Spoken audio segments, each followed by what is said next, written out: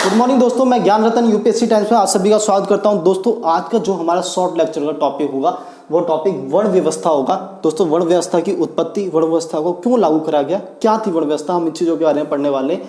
तो दोस्तों सबसे पहले हम वर्ण व्यवस्था को देखेंगे और वर्ण व्यवस्था का मतलब होगा कि समाज को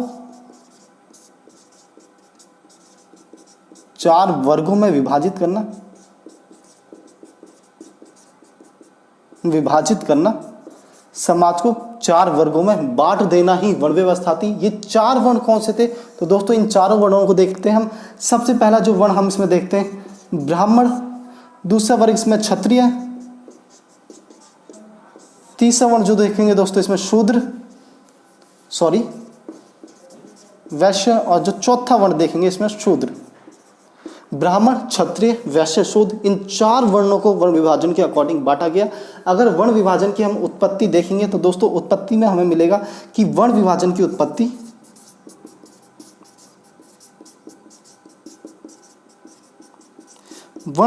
उत्पत्ति ऋग्वेद के 10वें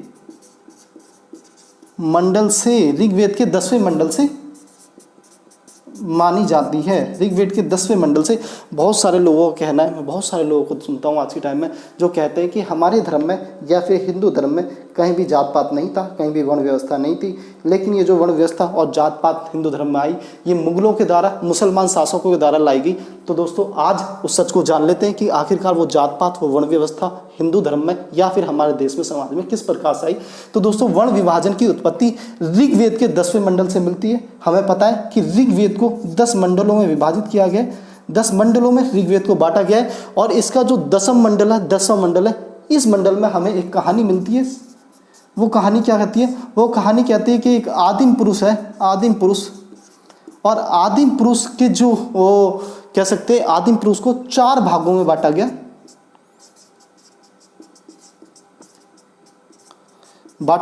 या फिर आदिम पुरुष की बलि हुई, और बलि होने के बाद ये आदिम पुरुष 4 भागों में बटा। और इस 4 भागों में बटने के बाद इसके जो मुख से पैदा होगा वो ब्राह्मण पैदा होगा। मुख मतलब ऊपर का भाग मतलब दिमाग। तो ब्राह्मण मतलब दिमाग का, एक तरीके से कह सकते हैं दिमाग का संकेत देने वाला, या फिर दिमाग की पहचान ब्राह्मण से कर दी गई, जिसमें सबसे ज्यादा दिमाग वो ब्राह्मण। आगे बढ़ेंगे। क्षत्रिय जो छाती से पैदा हुआ, छाती से वो क्षत्रिय कहलाया। छाती मतलब ताकत की एक तरीके से कह सकते हैं पहचान होती है। हम जब अपनी छाती दिखाते हैं, जिसकी छाती इतनी चौड़ी होगी वो उतना ताकतवर होगा। तो ताकत की पहचान देने के लिए क्षत्रिय माना गया, और दिमाग की पहचान देने के लिए ब्राह्मण माना गया। वैश्य जो पेट का भाग दिखाता है दोस्तों, पेट का भाग वैश्य दिखाएगा।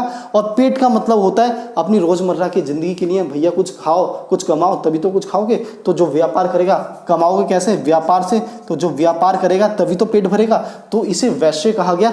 व्यापारी को वैश्य वर्ग में डाल दिया गया। और शूद्र मतलब इन तीनों से सबसे नीचे वाला भाग, जो ब्राह्मण को, क्षत्रिय को और वैश्य को इनकी सेवा करेगा, इनके साथ लेके चलेगा, जो हमेशा इनसे नीचे रहेगा, मतलब जो तीनों वर्गों का भार, जो तीनों वर्गों का भार उठाएगा, दोस्तों ये वर्ण व्यवस्था हमारे समाज में बना दी गई। अब इस वर्ण व्यवस्था को बनाया किसने?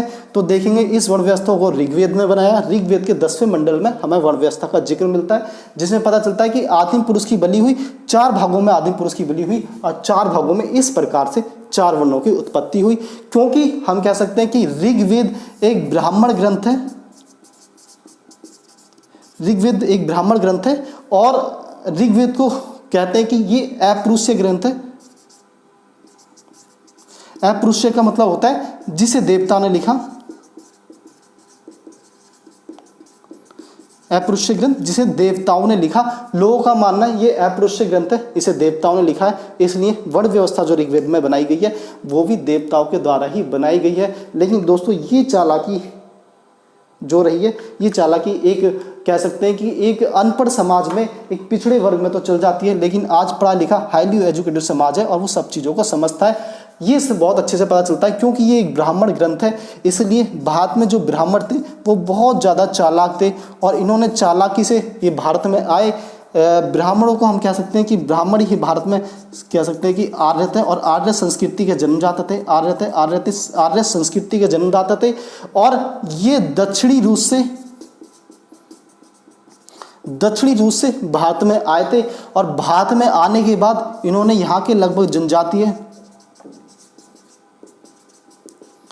लोगों से दूरी बनाई और एक अवधारणा के अनुसार माना जाता है कि जब ये यहाँ पर आए तो ब्राह्मण, ये जो लोग थे, आर्य लोग थे, ये ठंडे प्रदेशों से आए थे। ये देखने में काफ़ी सुंदर हुआ करते थे, इनकी चमड़ी गोरी हुआ करती थी, इनके कपड़े हुआ करते थे और ये घोड़ों पे, बड़े बड़े घोड़ों पे सवार होकर भारत में आए। तो एक तरीके से कह सकते हैं कि जो भारत में लोग रहते थे उस समय के लोगों से ये काफ़ी आगे थे, काफ़ी सुंदर थे, वेशभूषा में काफ़ी अच्छे हुआ करते थे। तो यहाँ के जो जनजातीय लोग थे, जो यहाँ पे लोग रहते थे, उन लोगों से इन्होंने एक प्रकार की दूरी बनाई कि उन लोगों से मिक्स नहीं होना चाहते थे। इसलिए इन्होंने वर्ण व्यवस्था को बनाया ताकि ये समाज में सबसे ऊपर रहे। और जब भी कोई व्यक्ति किसी भी व्यवस्था को बनाएगा तो ये स्वाभाविक सी बात है, बहुत आम बात है कि वो वर्ण व्यवस्था में अपने आप को सबसे ऊपर रखेगा। और दोस्तों, ये वर्ण व्यवस्था भारतीय समाज का एक अभिन्न अंग बन गई है। आज हम देखें तो वर्ण व्यवस्था भारतीय समाज का अभिन्न अंग बन गई है। आज हम देखेंगे, चाहे हमारे देश में प्रधानमंत्री भी हो, लेकिन जात पात प्रधानमंत्री भी करता है। आज हमारे देश का चाहे कोई भी अधिकारी हो, सब अपनी जात के लिए कार्य करते हैं, सब जात पात की बात करते हैं। तो एक तरीके से भारतीय समाज का एक अभिन्न अंग बन गई और इसका जो लॉस रहा, इसने एक बहुत बड़े वर्ग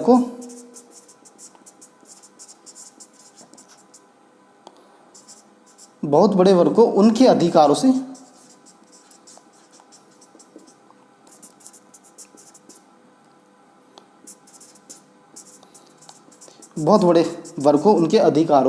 वंचित कर दिया। वो बहुत बड़ा वर्ग कौन सा था दोस्तों? शूद्र वर्ग।